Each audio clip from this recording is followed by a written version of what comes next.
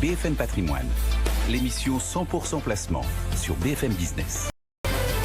On accueille maintenant Jean-François Filiat pour Marché Gagnant. Bonjour Jean-François. Bonjour Cédric. Et votre sujet cette semaine? Bien, la semaine dernière, je vous avais glissé dans les questions-réponses que le portefeuille Playmet de Marché Gagnant, qui avait été gentiment tiré au sort par votre soin, avait progressé de 17% sur le premier trimestre. Alors j'avais également incité les auditeurs et les téléspectateurs à aller sur le site de Marché Gagnant pour en savoir plus. Alors aujourd'hui, Cédric, je vous propose de revenir sur cette performance pour l'analyser. Alors déjà, à vue d'œil, vous me diriez quoi? Qu'on est plutôt content, on a gagné 17% en un mois. En 3 mois, pardon. Alors, je suis d'accord avec vous sur le fait qu'on constate qu'on a effectivement gagné 17%. On est content, mais en fait, il y a quand même une question, c'est est-ce que c'est bien ou est-ce que c'est pas bien? Et là, pour répondre à cette question, je vous l'avoue, je n'ai pas suffisamment d'éléments pour en juger. Alors, avant de répondre, je voudrais quand même vous raconter une petite histoire. Vous m'autorisez? Si ça a un rapport avec le sujet, oui, je veux bien. Alors, prenons un épargnant et laissons-le acheter une action. Retrouvons-le 3 mois plus tard. Le titre a progressé de 20%. Eh bien, cet épargnant, il va vous dire quoi? Il va vous dire: j'ai bien senti le coup. A contrario, s'il a perdu 20%, il prétendra que le marché n'a rien compris ou qu'il n'a pas eu de chance. C'est un phénomène que l'on constate toujours en finance comportementale. On s'arroge les succès et on rejette les échecs sur les autres. Or, voyez-vous, Cédric, la bonne grille de lecture quand on fait un investissement, c'est quand ça marche, il faut étudier 2 hypothèses. Soit on a été bon, soit on a eu de la chance. Et quand ça baisse, il faut également étudier 2 hypothèses. Soit on a été mauvais, soit on n'a pas eu de bol. Mais pour beaucoup de gens, c'est vachement difficile de faire ça. Alors pour notre exercice pédagogique de portefeuille boursier, j'avais fait un choix, c'était de ne pas sélectionner les valeurs avec vous, mais de vous les faire tirer au sort. Oui, votre ambition, c'était de me faire passer soit pour un singe du Wall Street Journal, soit pour une Playmet de Playboy. En fait, mon ambition en faisant ce tirage au sort, c'était d'éluder ce sujet qui pourrit souvent l'analyse des résultats. Pourquoi? Parce qu'on y colle une dose d'affect qui est littéralement anormale. Alors, on va essayer maintenant de s'arrêter à répondre à la question d'origine.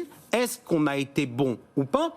Et je vais préciser que l'exercice auquel on va se livrer aujourd'hui sur notre portefeuille boursier, cette question, en fait, elle est applicable sur tous nos placements. Pourquoi? Parce que tous les épargnants devraient fonctionner de la même façon. Temps numéro 1, je fais le choix d'un investissement. Temps numéro 2, j'assure le suivi de mon investissement. Mais pour faire ce suivi, il me faut un outil. Un outil, c'est-à-dire quoi? C'est un maître étalon. On a le CAC, par exemple, non? On met toujours les portefeuilles en parallèle du CAC. Alors, il faut effectivement, pour pouvoir voir si on a été bon ou pas, il faut avoir un instrument de mesure. Alors, souvent, effectivement, je vous ai parlé du CAC 40 quand j'ai comparé la performance de notre portefeuille à cet indice. Alors, pourquoi je fais cette comparaison? Pourquoi? Simplement parce qu'il est possible d'investir sur cet indice via ce que l'on appelle des ETF, qui sont des fonds cotés où on a, grosso modo, rien à faire. Donc ça me permet de me comparer à cette solution où je ne fais rien, pour voir si je vais gagner plus ou pas. Mais je vais vous faire une confidence, et je pense que je vais choquer beaucoup de monde. Je pense qu'un épargnant qui gère un portefeuille boursier peut faire moins que le CAC sans que ça ne pose le moindre problème. Pourquoi? Parce qu'en fait, dans ce cas, on peut accepter qu'il trouve un plaisir à intervenir sur les marchés, qu'il trouve un plaisir à investir à direct. Bref, sa stratégie financière, elle a pour lui un coût, exactement comme l'essence qu'il va mettre dans son bateau pour aller à la pêche, ou le prix de ses parcours de golf. De la même façon, sur le fonds en euros, par exemple, les fonds en euros, l'an dernier, en moyenne, ils ont rapporté 1,3%. Mais si ma copine Choupinette, elle n'a que 1% sur son contrat, voire moins, parce qu'elle est restée dans sa banque, je n'ai pas le moindre problème pour qu'elle me dise: c'est pas bon, Jean-François, mais j'ai pas envie de passer du temps à aller chercher les meilleurs. C'est tout à fait acceptable, encore faut-il en avoir conscience. Donc voilà pourquoi je regarde le CAC 40. En revanche, je pense que le CAC 40 n'est pas forcément un bon outil pour savoir là où on a eu raison et là où on a eu. Brillante démonstration, mais tout le monde le fait de se comparer au CAC. Ouais, mais peut-être que je suis pas tout le monde et que j'aime me distinguer. Non, plus sérieusement. L'autre jour, je vous ai fait des chemises pour ça. Je vous ai fait une chronique sur le CAC 40 en m'interrogeant pour savoir s'il était représentatif. En fait, c'était pour parler des biais qui existaient dans les indices. Or, commençons, rappelons-nous la règle que l'on avait définie pour construire notre portefeuille. Vous aviez choisi les 11 secteurs de la Bourse de Paris. Il fallait que je tire au sort une action dans chaque secteur. Avec le même poids pour chacune. Et du coup, on a des différences sectorielles majeures avec la composition du CAC 40. Dans le CAC 40, les deux principaux secteurs couvrent 50% de l'indice AE2. C'est la consommation discrétionnaire avec des boîtes par exemple comme LVMH ou l'industrie. Dans notre portefeuille, à l'origine, il représentait un peu moins de 20%. À l'inverse, les petits secteurs du CAC 40, je pense notamment aux télécoms, à l'immobilier ou aux services aux collectivités. Dans le CAC 40, ils pèsent moins de 5% de l'indice. Dans notre construction qu'on avait fait à l'origine, ils étaient à un peu moins de 30% chez nous. Donc en fait, vous voyez, ces différences, elles biaisent les calculs. Et est-ce que, si on a les calculs biaisés, on se pose la question, est-ce que j'ai été bon parce que j'ai choisi les bons secteurs ou est-ce que c'est parce que j'ai choisi les bonnes valeurs? Vous savez, c'est tout le débat qu'on a quand on fait les commentaires sur les marchés internationaux. Est-ce que les valeurs américaines, elles sont meilleures que les européennes ou est-ce que c'est qu'il y a plus de technologie qu'aux États-Unis? Bon, donc du coup, on se compare à quoi? Alors, j'aurais tendance à vous dire, moi je prends l'indice du panel marché gagnant qui permet d'éviter les biais sectoriels avec le CAC. Et à noter, toujours, l'objectif d'avoir des outils, c'est de pouvoir comprendre les choses. Par exemple, pour info, le panel marché gagnant, il affiche sur le trimestre une progression de 7,3%. C'est donc 2 points de moins que le CAC 40. Mais comme en fait tout le monde n'a pas cet outil qu'on est en train de développer, eh bien, je vais vous donner, Cédric, une méthode qui, dans la situation actuelle, va parfaitement marcher vu notre portefeuille. Rappelez-moi, le tirage au sort, on l'avait fait sur quelle base ? Vous aviez défini chez Marché Gagnant un panel de valeurs avec 6 valeurs par secteur, si je me souviens bien. Voilà, alors 6 valeurs max, si on avait 6 valeurs, c'était les valeurs les plus liquides et on peut les retrouver sur le site de Marché Gagnant. Voilà donc, en fait, notre base de comparaison. On veut savoir si on a été bon, eh bien, il suffit de comparer la valeur que l'on a choisie dans le secteur avec les autres valeurs que l'on aurait pu acheter. C'est simple comme bonjour. Bon, et ça fait quoi? Ça donne quoi si on fait l'exercice? Allez, c'est parti.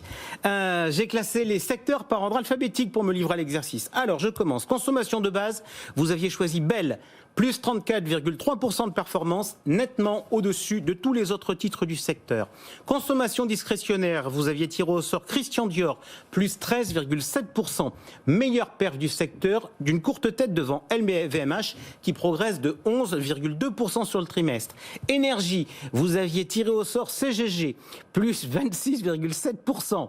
Rien de mieux sur le trimestre dans le secteur. Vous êtes en train de me dire que je n'ai que des tickets gagnants? Biais comportemental, s'il vous plaît, restez modeste. Financière, le Crédit Agricole gagne 19,6%, mais il y a mieux, notamment avec la Société Générale qui fait plus 31%. Immobilière, Gessina avait été tiré au sort, plus 8,1%. Meilleure performance du secteur. Industrie, Saint-Gobain, plus 34,2%. Meilleure performance du secteur. Matériaux de base, Eramet, plus 41,1%. Meilleure performance du secteur. Je vous entends pas tresser la couronne de laurier, là, Jean-François. Vous êtes sérieux? Non, je vais vous dire, je suis purement informatif, mais je continue. Santé, Orpea, moins 8,1%. Pire performance du secteur. Services aux collectivités, Veolia, plus 9,2%, dans la moyenne haute, mais il y a mieux.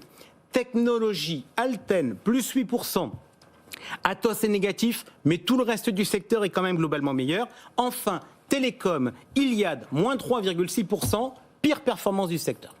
Bon, donc si on applique votre astucieuse méthode d'analyse, j'ai plus souvent entendu meilleur que pire, quoi. Ouais, tout à fait. Cela dit, il y avait peu de doute puisque on a un panel de marché gagnant qui est à 7%, un CAC 40 qui est à 9% et un portefeuille qui est à 17%. Donc je pensais malgré tout qu'on allait effectivement avoir plus de bons choix que de mauvais.